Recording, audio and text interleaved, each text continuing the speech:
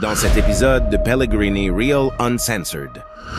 Il est 8h45 et on a le jet ski à 9h. C'est parti, t'as joué. Ça c'est un petit tip que je peux vous donner. Petit scaling assez agressif. Bienvenue dans ce format de vidéo un peu spécial. Je suis libre grâce au e-commerce et mon objectif est de vous partager tout sans filtre. Les coulisses de ma vie, les hauts, les bas et tout ce qui entre. Et toujours vous donner de la valeur gratuite que les autres vous donneront pas. Donc voilà le résultat sur le mois dernier pour toutes mes boutiques Shopify Plus. Ce qu'il faut savoir, c'est que j'ai aussi d'autres boutiques à côté, mais ça reste un chiffre d'affaires dérisoire par rapport à mes boutiques principales. Donc bilan de la semaine, on termine avec un peu plus de 200 000 $ de chiffre d'affaires. Niveau rentabilité, à ce qu'on a traqué nous, on est aux alentours de 13%. Après avoir avec le rapport du comptable. Contrairement à la plupart des personnes, on essaye d'être un peu plus pessimiste sur nos chiffres. C'est-à-dire que on va venir mettre notre taux de retour le plus haut. Admettons qu'on a des litiges, combien de pourcents? Donc on met 3% sur notre chiffre d'affaires. Donc ça fait quand même un petit montant, on va dire, sécuritaire. Donc là, il est 8h45 et on a le jet ski à 9h. Donc c'est assez exceptionnel. D'habitude, j'aurais favorisé ça plutôt en fin de journée. Le début de journée, je consacre vraiment aux tâches qui demandent le plus de concentration ou les grandes prises de décision. Mais là, c'est exceptionnel. Il n'y avait pas d'autres créneaux possibles et je pense que ça va valoir quand même la peine. C'est bien d'être strict, d'avoir une bonne routine, une bonne discipline. Mais des fois, il faut savoir sortir des fois de la confort et s'adapter. Donc là, simplement, ce que je vais faire, c'est que ce que je devais faire maintenant, je vais le décaler plus tard et je vais essayer d'être un maximum productif durant le reste de ma journée, quitte à rattraper demain.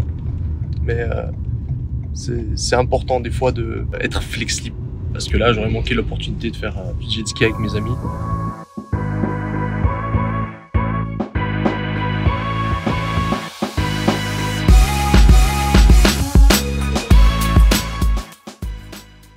Grosse part d'amélioration pour nous, ça va être les paiements processeurs.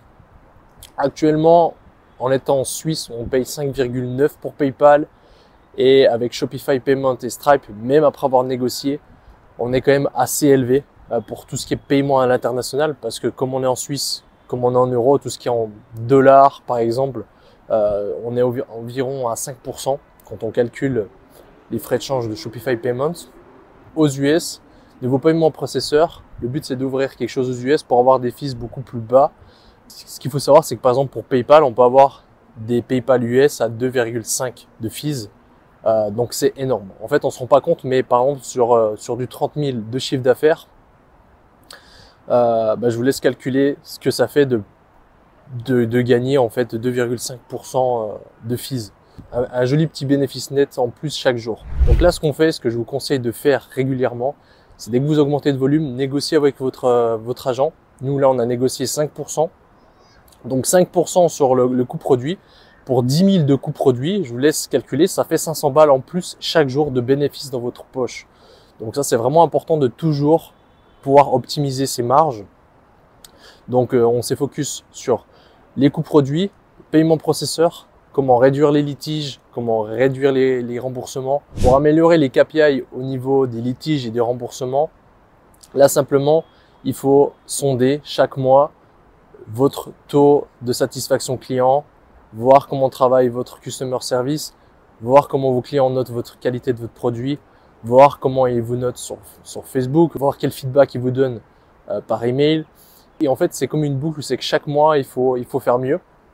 Il faut améliorer le produit, il faut améliorer tout ce que les clients rapportent. Donc, on travaille sur les shipping. Donc, même si on a des agents qui sont assez rapides, pour certains clients, ça paraît long. Donc, si on peut pas contrôler totalement le shipping, on essaie de contrôler les flows après email. Comment bien accompagner le client, comment être transparent avec lui, comment être sûr qu'il sache quand c'est qu'il va recevoir sa commande. Donc là, on a revu tout le flow de panier après achat. Et ça, c'est un petit tip que je peux vous donner. c'est simplement 4 semaines à peu près après l'envoi de votre produit pour être sûr que le client a reçu et pour être juste avant des envois de scourpage, c'est-à-dire ce que Facebook va venir demander à vos clients. Donc ce qu'on fait, c'est qu'au bout de 4 semaines, on est sûr que nos clients ont reçu le produit et on envoie juste avant un email, c'est qu'on va venir essayer de récolter des avis UGC. Ok, vous êtes satisfait, ben, on peut vous rembourser 35 $ sur votre commande. Simplement, envoyez-nous une petite vidéo témoignage de vous utilisant le produit, expliquant pourquoi vous avez acheté, pourquoi vous l'aimez. Et en plus de ça, on leur informe que Facebook va venir leur sonder en fait sur leur satisfaction. Actuellement, on a une moyenne de 4,5 sur 5, mais qu'on aimerait monter à 4,8. Et en fait, en disant ça, psychologiquement, on va venir passer la barre haut. Ils seront plus susceptibles en fait de mettre de meilleures notes que si on leur dit rien. Comme ça, inconsciemment, ils voudront suivre la masse et ça sera plus rare les gens qui vont mettre par exemple un score de 1 ou un score de 2. Parce qu'ils vont penser que la moyenne générale est à 4,5. Et ça, en fait, on a remarqué que ça augmentait naturellement le scorpage. Parce que on peut payer des scorpages, mais ça coûte cher. Ce que je conseille vraiment, c'est bien sûr avoir des feedbacks de ses clients. Améliorer le produit, améliorer la livraison, améliorer vraiment l'expérience de vos clients.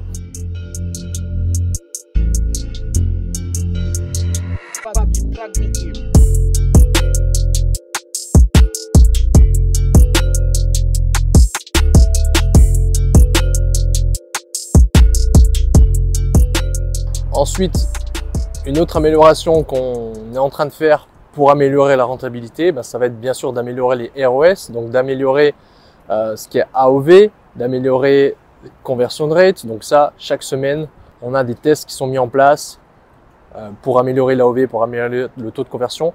Donc ce qu'il faut savoir, c'est que si vous ne le faites pas, vous risquez de mourir à petit feu si vous avez une marque ou un produit que vous voulez faire durer longtemps parce que naturellement, votre taux de conversion va descendre. Donc si vous ne mettez pas en place ce genre d'amélioration, vous allez venir avoir un taux de conversion qui chute, puis avoir des coûts par acquisition qui vont venir de plus en plus élevés. Donc c'est toujours important de chaque semaine tout AB tester. Tout ce qui est sur votre site, mais aussi tout ce qui est par email, etc. Le but c'est vraiment de tout toujours AB tester pour s'améliorer continuellement. Et après bien sûr, ça va être vos créatives. Donc comment créer des meilleures créatives, comment avoir de nouvelles créatives chaque semaine. Ça c'est clairement le facteur numéro 1 qui va venir vous donner une bonne rentabilité. Si après, bien sûr, vous savez bien manager Facebook, créer de nouvelles créatives winneuses, c'est ça qui va venir donner le plus de rentabilité. Donc, c'est un process qu'il faut faire chaque semaine. Nous, en fait, on a toute une équipe qui s'occupe chaque semaine à préparer au minimum 50 ads par marché, par produit. Et si un produit est vraiment bon, là, on crée à peu près 300 ads chaque semaine. Donc c'est pas 300 uniques ads, c'est des batchs, c'est regroupé par batch de 5. Par exemple, on a un concept, une ad, on va venir créer différents hooks pour cette ads là. Donc ça fait déjà un batch égale 5 ads. Et ce qui nous fait que chaque semaine, on a plein de nouveaux winners à scaler. Donc en fait, le process, il est là, c'est de se concentrer sur avoir des nouvelles ads chaque semaine, des nouvelles ads winneuses chaque semaine, et ensuite de les scaler assez rapidement à un gros niveau. Après, bien sûr, il va falloir tester aussi de nouveaux angles, de nouveaux concepts pour pas saturer votre audience. Parce que si vous tournez entre 30 et 50 KD, comme par exemple on le fait pour un produit, de renouveler les ads mais de rester sur le même concept, ça ne durera pas indéfiniment. Il faut tester de nouveaux angles pour toucher d'autres bassins d'audience. Il va falloir tester différents messages pour toucher d'autres catégorie de stage de conscience du prospect. Pour faire simple, les stages de conscience du prospect, c'est à quel point votre prospect il est aware par rapport à votre produit. Je vous mettrai un petit graphique ici, une petite explication rapide. C'est un aspect assez avancé en marketing, mais qui fait vraiment une différence quand on le connaît. Et j'ai aussi en fin de semaine le mastermind que j'organise, mon premier sur Dubaï. Donc là aussi, je me réjouis. Ça va être 3 jours intenses. Mais c'est que je vais passer aussi un niveau au-dessus, je vais apprendre beaucoup de choses, je vais networker, je vais échanger, on va passer de super moments ensemble. Donc ça aussi, je me réjouis, je vous mettrai aussi quelques extraits.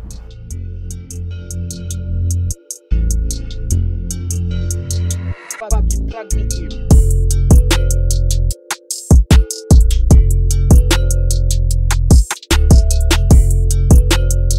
parti, t'as joué. C'est à cause de lui là.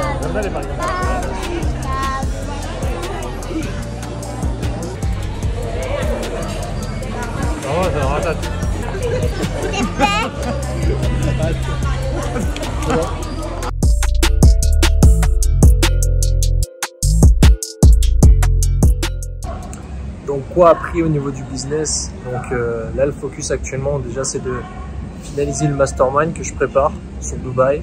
Donc on va être 15. Donc là le but c'était de finaliser toutes les petites choses.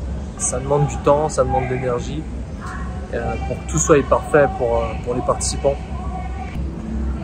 Et là les points qui étaient importants pour moi c'était déjà d'avoir des participants de qualité. C'est-à-dire que je connais tout le monde.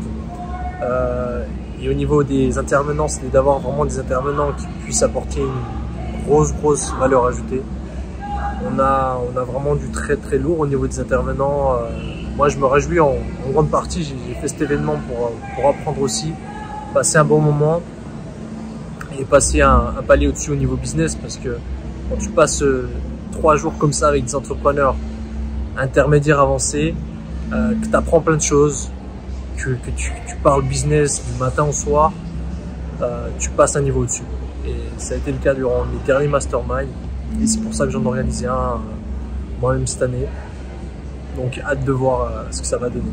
Dans le prochain épisode de Pellegrini Real Uncensored.